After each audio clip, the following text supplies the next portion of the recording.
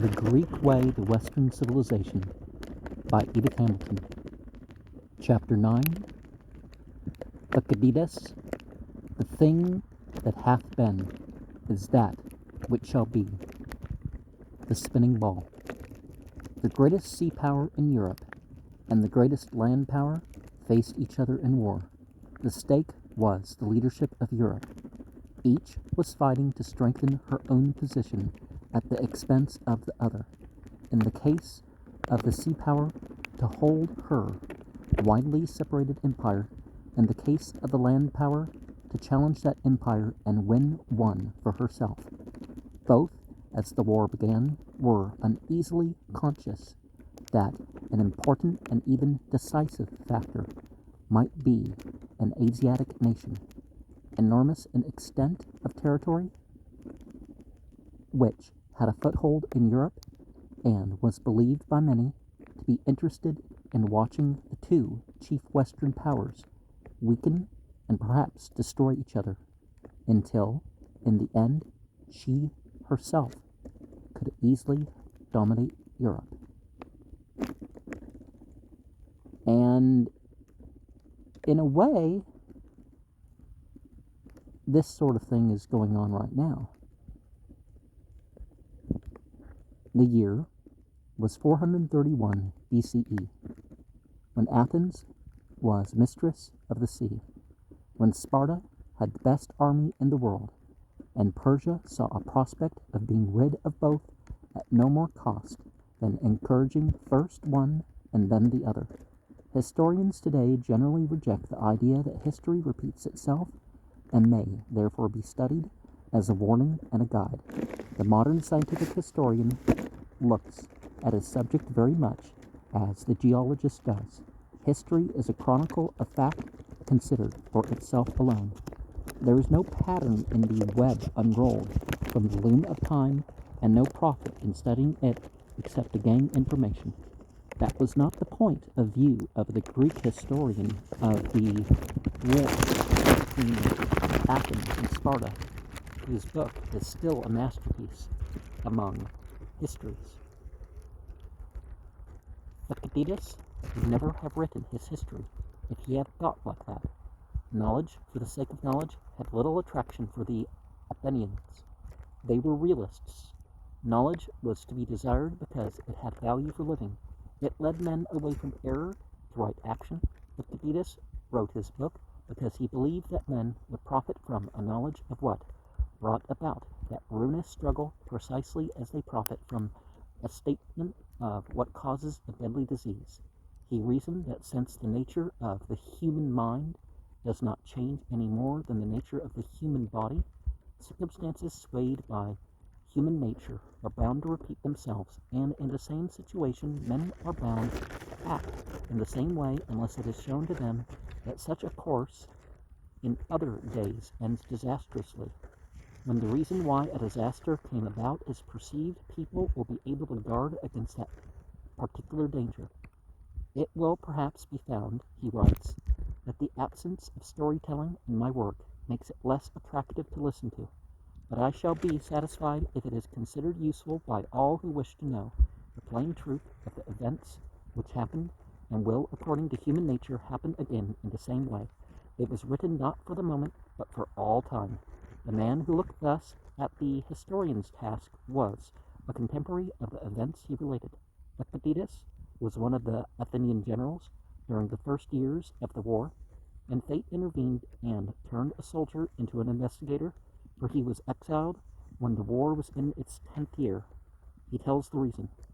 The general sent to the other commander of the district, Thucydides, son of Olorus, the author of this history, who was about half a day's sail from Amphipolis, and urged him to come to their aid. He sailed in haste with 7 ships, which happened to be at hand, wishing above all to reach Amphipolis before it surrendered. But the citizens capitulated. On the evening of the same day, Thucydides and his ships arrived. He reached the town just too late. Athens punished unsuccessful officers, and from then on Thucydides occupied the post of an observer. As in my exile, he writes, I was enabled to watch quietly the course of events. Extraordinary as the statement is, it is proved true by the book he wrote. From being one of the men his own country trusted most, he had become a man without a country, a fate in those days little better than death, and as far as we can judge, he had done nothing to deserve it. Yet he was able to watch quietly the course of events, free from bitterness and bias, and to produce a history as coldly impartial as if it had dealt with a far distant past. He looked at Athens exactly as he did at Sparta, with no concern to give a bit of praise here or blame there. What occupied his mind was something above and beyond the deadly and destructive contest he was recounting. He saw the subject in its eternal aspect. So specia eternitatis, underneath the shifting surface of the struggle between two little Greek states, he had caught sight of a universal truth. Throughout his book, through the endless petty engagements on sea and land which he relates with such scrupulous care, he is pointing out what war is, why it comes to pass, what it does, and unless men learn better ways, must continue to do. His history of the Peloponnesian War is really a treatise on war, its causes, and its effects. Now, I'm sure people have learned better ways, but they don't in some subjective way, but they don't choose that, or enough of them don't choose that, or enough of them choose otherwise. The war broke out in 431. A succession of petty quarrels had led up to it, insufficient, all put together, to give any adequate reason for a fight to the death between the two chief states of Greece. Aristophanes held them up to ridicule, declaring that the whole business started because some tipsy youngsters from Athens went off to a neighboring town and stole from Megara, a hussy there. The men of Megara came here and stole 2 of Aspasia's minxes, and those 3, no better than they should be, caused the war. For then in wrath, Olympian Pericles thundered and lightened, and confounded Greece. Well, I understand getting revenge on the perpetrators, but going out, they went after people we know, we're going to go after people they know, and yeah, this is not the thing. What Aristophanes parodied,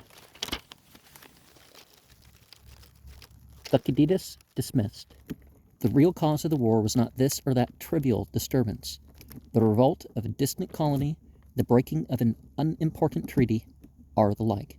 It was something far beneath the surface, deep down in human nature, and the cause of all the wars ever fought. The motive power was greed, that strange passion for power and possession which no power and no possession satisfy.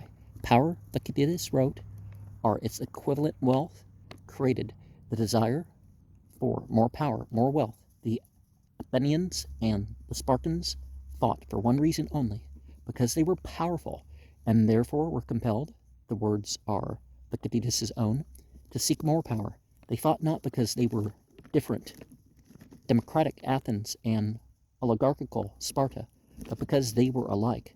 The war had nothing to do with differences in ideas or with considerations of right and wrong. Is democracy right and the rule of the few over the many wrong? Well, it depends on what principles the ruled and the rulers are implementing, right? To Thucydides, the question would have seemed an invasion of the issue. There was no right power. Power, whoever wielded it, was evil, the corrupter of men. Well, power doesn't have to corrupt, but it's easy to see why people might think that. Power amplifies who people really are, you could say. A historian who lives some 200 years later, Polybius, also a Greek, gives an admirably clear and condensed account of Thucydides' basic thesis. Human history, he says, is a cycle which, excess of power keeps revolving. Primitive despots start the wheel rolling. The more power they get, the more they want, and they go on abusing their authority until inevitably opposition is aroused and a few men strong enough, when they unite, seize the rule for themselves.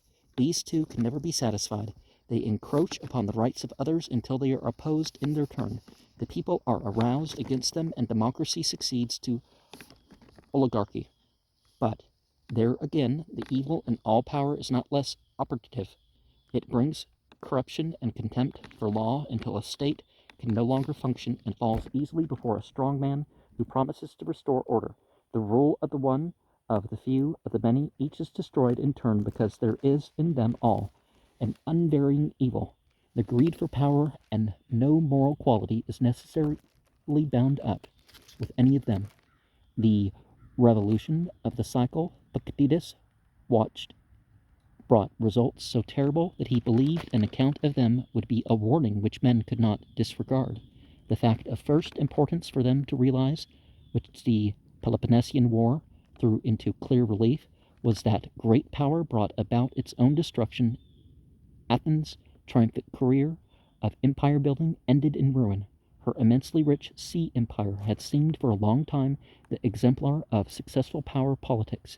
In reality, she had grown too powerful. She acted in the invariable way with the invariable result. She abused her power, and she was overwhelmingly defeated. So far, Thucydides saw. We can see farther. The cause of humanity was defeated. Greece's contribution to the world was checked and soon ceased. Hundreds of years had to pass before men reached again the point where Greek thought left off. At the beginning of the 6th century BCE, 150 years before Thucydides' war, the Athens we know was born. She had been a little state ruled by a land aristocracy that slowly, as commerce increased, turned into an aristocracy of wealth. Wars were infrequent. The main fighting up to the 5th century had been within the state itself, where the idea of the rights of man was gaining ground and the old order was weakening. Fortunately for the city, the early 6th century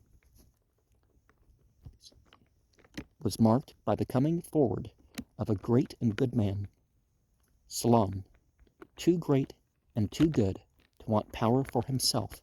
He saw as keenly as Thucydides that power worked out in evil, and that greed was its source and its strength.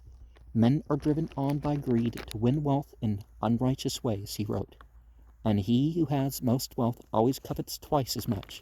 Of power, he said, powerful men pull the city down. Then, which there could be no greater condemnation from a Greek utterly dependent, as every man in those days was upon his city.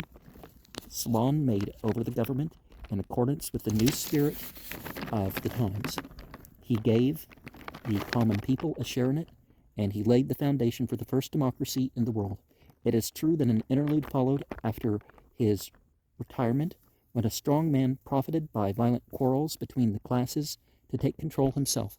But on the whole, he respected Solon's constitution. Democracy, even under a tyranny, continued to advance, and the city kept peace with her neighbors.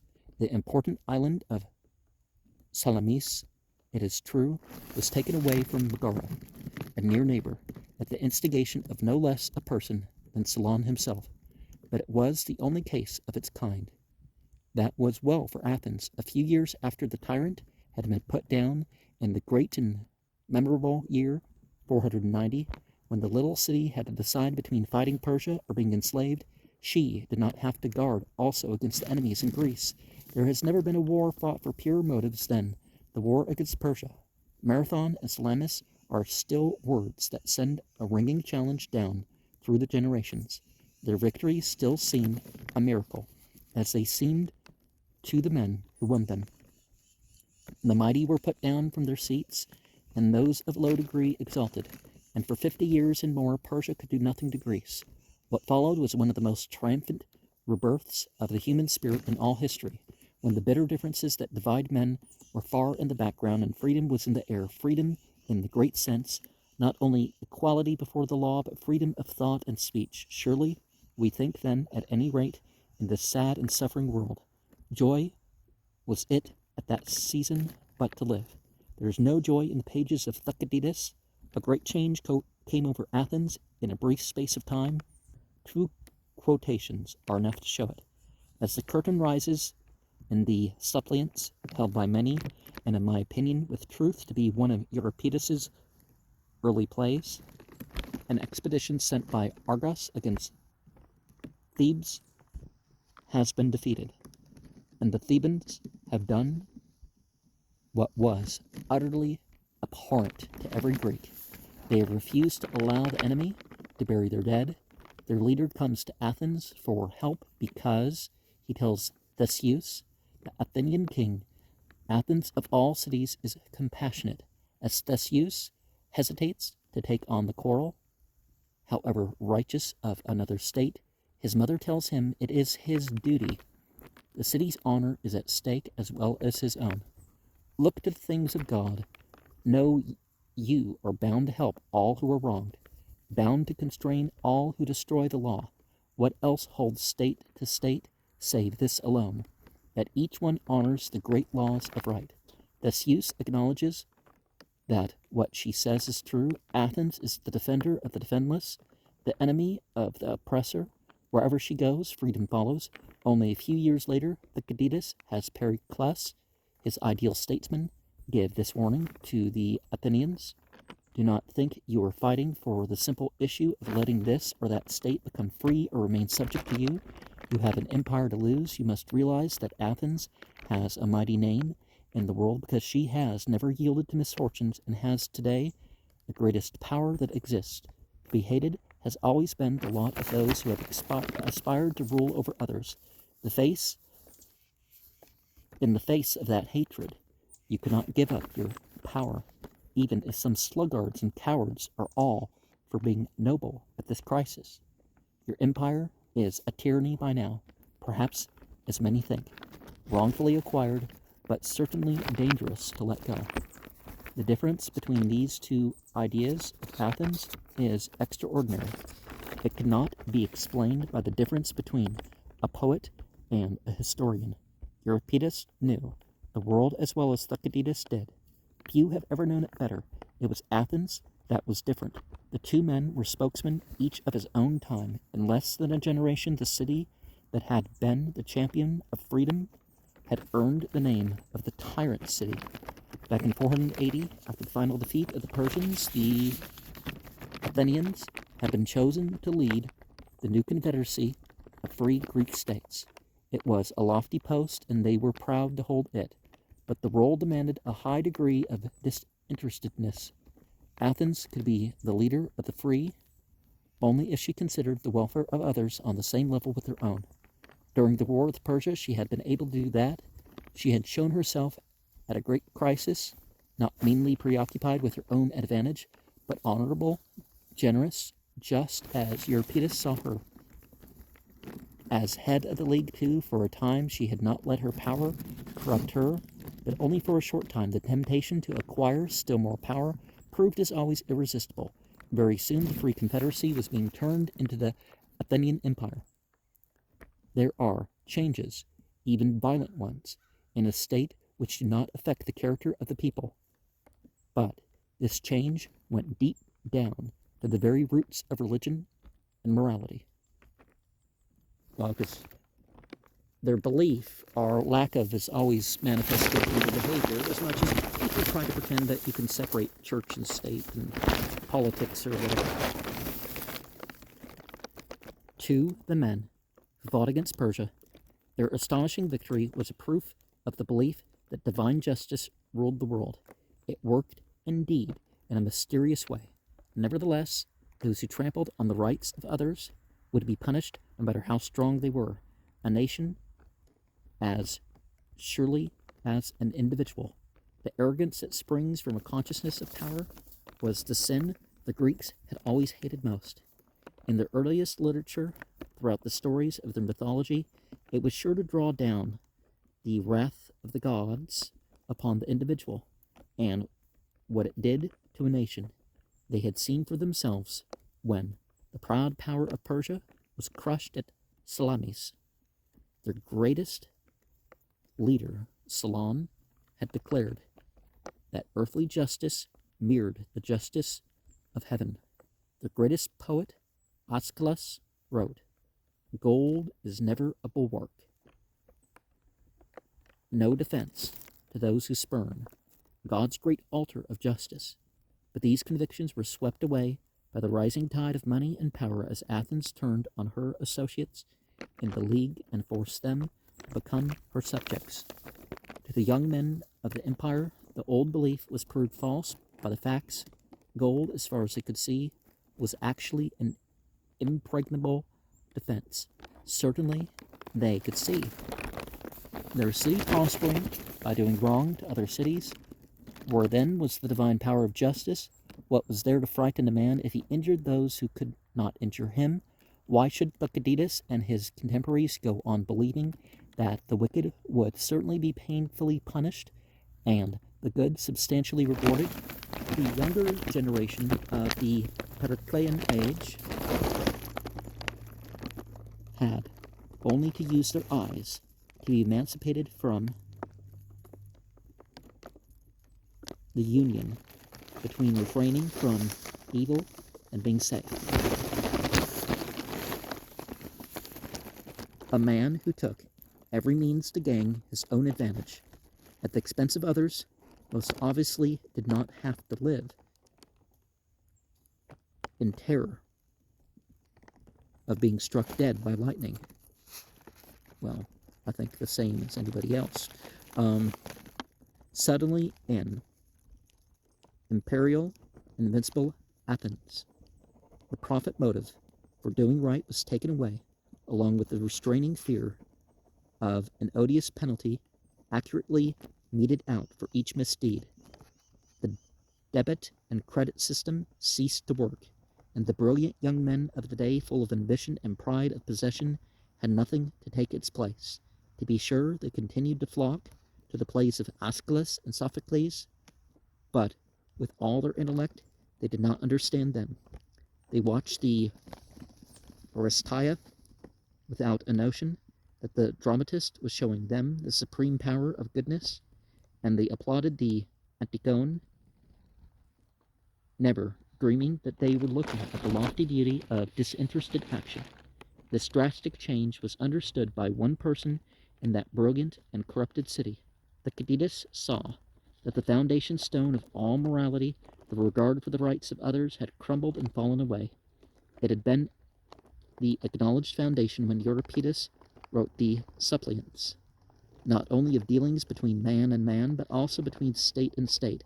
The state embodied the idea of honorable men. But when Thucydides wrote, Athens had won an empire by dismissing that idea. In the big business of power politics, it was not only necessary, it was right, for the state to seize every opportunity for self-advantage. Thucydides was the first, probably, to see, certainly to put into words, this new doctrine which was to become the avowed doctrine of the world. He makes Pericles explicitly deny that fair dealing and compassion are proper to the state as they are to the individual. A country pursuing her own way with no thought of imposing that way on others might, he points out, keep to such ideas, but not one bent upon dominion.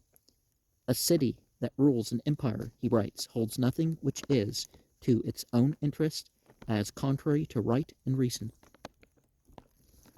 That was the spirit in Athens when the Peloponnesian War broke out. The growing power of the Athenian Empire aroused her most powerful competitor. Sparta took the field against her. All readers approach Thucydides with a preconception in favor of Athens.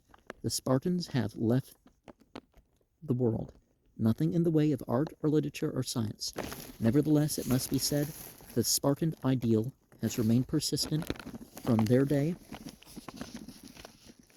to our own, the manifestation of an instinct hardly weakened through the last 2,000 years. It is not an adult point of view. Sparta looked at things the way schoolboys do, very much like Kipling's Stocky and Co.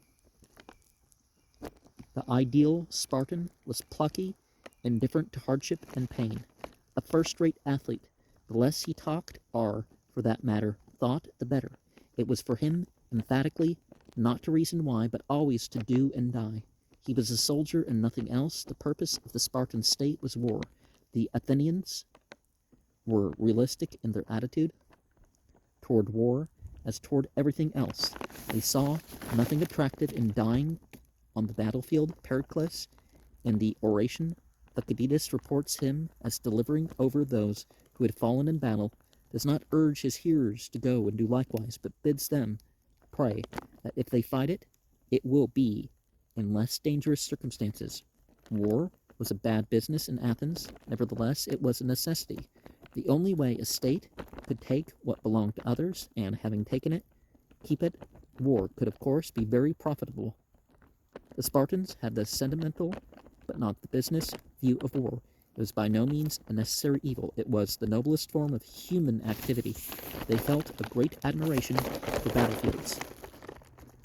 For Taus, the poet they adored, expressed to perfection their romantic emotions. In a poem which reaches a height of sentimentality rarely attained even by bards of martial lays, he says, "The youth's fair form is fairest when he dies. Even in his death, the boy is beautiful. The hero boy who dies in his life's bloom. He lives in men's regret, in women's tears, more sacred than in life, more beautiful by far, because he perished on the battlefield." The idea that underlay the young Spartan's training was their obligation to maintain the power of the state and ignore everything that did not directly contribute to it. All the other possibilities of life, imagination, love of beauty, intellectual interests were put aside. The goal of human aspiration and achievement was to uphold the fatherland. Only what helped the state was good. Only what harmed it was bad. The Spartan was not an individual, but a part of a well-functioning machine which assumed all responsibility for him, exacted absolute submission from him, molded his character and his mind, and imbued him with the deep conviction that the chief end of man was to kill and be killed. Plutarch writes, "In Sparta, the citizens' way of life was fixed. In general, they had neither the will nor the ability to lead a private life. They were like a community of bees clinging together around the leader, and in an ecstasy of enthusiasm and selfless ambition belonging wholly to the country." Now, there's a translation of Plutarch's Lives shared on the channel. Athens was a democracy. The General Assembly, to which every Athenian belonged, was the final authority. The executive body was a council of 500, for which all citizens were eligible. Officials were chosen by lot or elected by the people. The state did not take responsibility for the individual Athenian. The individual had to take responsibility for the state. The result was, of course, a totally different idea of what the state was from that in Sparta. In Athens, there was never a notion that it was a kind of mystic entity, different from and superior to the people who made it up. Athenian realism blocked any idea like that. The idea of the Athenian state was a union of individuals free to develop their own powers and live in their own way, obedient only to the laws they passed themselves, and could criticize and change at will. And yet, underneath this apparently ephemeral view of law was the conviction, particularly Athenian, which dominated thought and the art of the 5th century, that the unlimited, unrestrained, the lawless were barbarous, ugly, irrational. Freedom, strictly limited by self-control, that was the idea of Athens at her greatest. Her artists embodied it. Her democracy did not. Athenian art and Athenian thought survived the test of time. Athenian democracy became imperial and failed. Imperial autocracy, when it came to fighting, proved the stronger. Year by year, as the war went on, the weakness of Athenian popular government became more and more evident in comparison with the stern discipline and undistracted policy of Sparta. Athens was moved this way or that as the man of the moment chose. One such person The unprincipled but brilliant Alcibiades, from whom Socrates had expected great things, persuaded the people to send an expedition to conquer Sicily. He was a remarkable man, and in his hands the venture might have turned out well. Certainly, the obvious reason why it failed is that it was carried out as badly as possible. Alcibiades was recalled almost as soon as the Athenian fleet reached Sicily. By that time, popular feeling was hot against him because of a charge of sacrilege brought by his enemies. He had better sense than to face a populace seething with fervor to defend religion by making an example of the irreligious, as he transferred his allegiance to Sparta, where he proved very useful. Sheer mismanagement wrecked the Sicilian expedition. The Athenian people were led by men too small for the part to which they aspired. They were misled. They underestimated the strength of the enemy until it was too late. They trusted implicitly to their sea power, and it failed them. In the final sea fight around Syracuse, the Athenians were outmaneuvered, and the great fleet was defeated. The disaster was complete. The ships were abandoned, and the army started to retreat by land with no food, no provisions of any sort. After days of marching, the desperate, starving men were divided. The van lost touch with the rear, and it was easy for the Syracusans to overwhelm the first one and then the other. The last scene was on the bank of a river, where the Athenians, mad with thirst, rushed down to the water, not seeing or not caring that the enemy was upon them. The river was soon flowing red with blood, but they fought against each other to get to it, and they drank of it as they died. All who were taken alive were made slaves.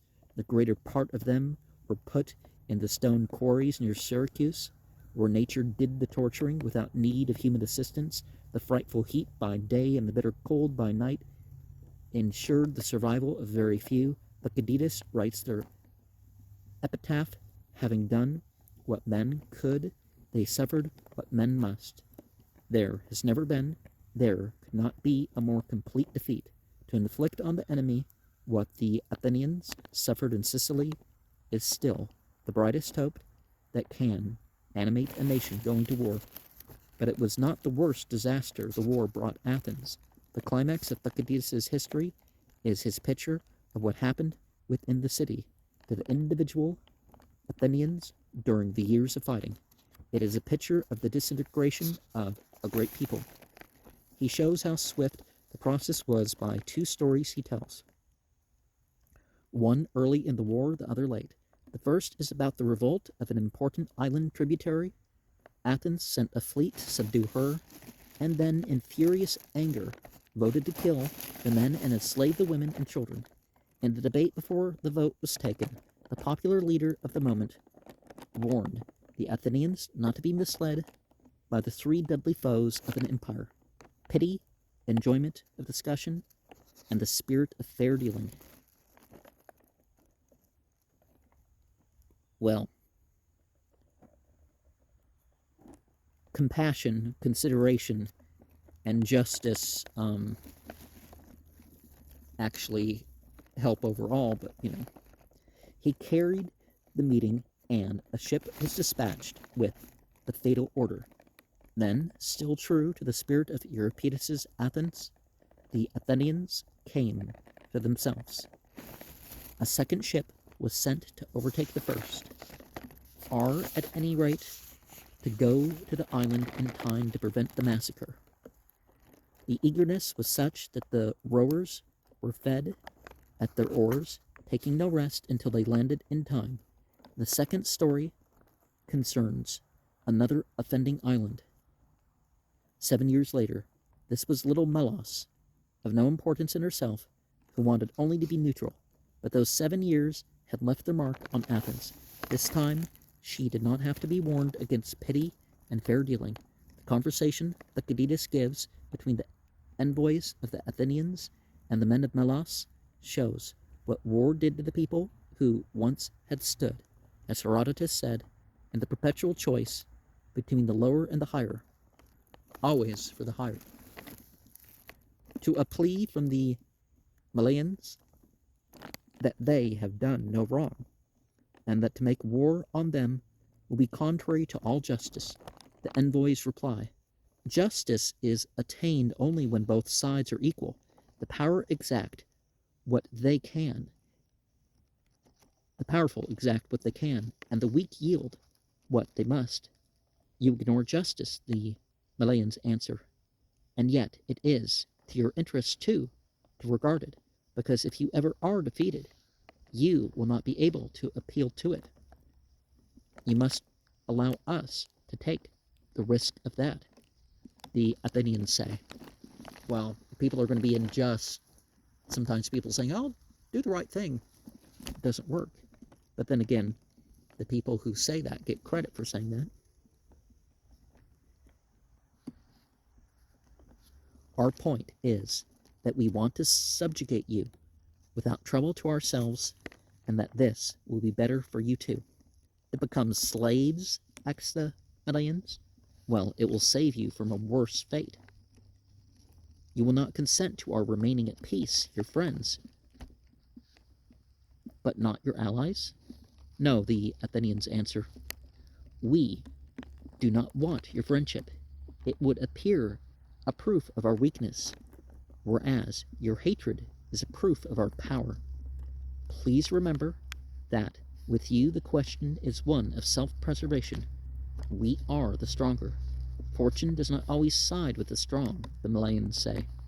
There is hope that if we do our utmost, we can stand erect. Beware of hope, the Athenians reply.